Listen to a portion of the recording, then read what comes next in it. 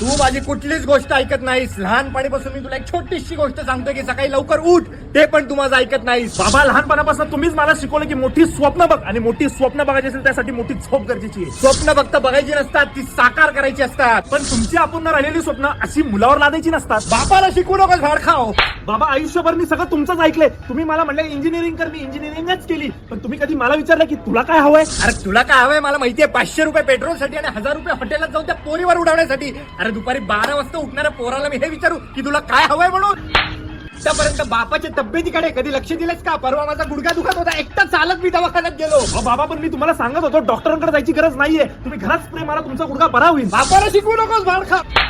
तुझ्या आईशी गप्पा मारतोस, सगळं शेअर करतोस. तुला काय हवं, तुला काय नको हे तुझ्या आईकडनं मला कळतं, पण तू कधी मला सांगत नाहीस. मी कुठली गोष्ट तुम्हाला सांगायला असतो तुम्ही एकच डायलॉग मारता की बापाला शिकू नकोस. बापाचा डायलॉग बापालाच मारतोस भाड खाओ. बा, आतापर्यंत तुम्ही माझं कधीच कौतुक केलं नाही, कधी मला शाबासकी दिलेली नाहीये. तू कधी आतापर्यंत माझं कौतुक केलंस?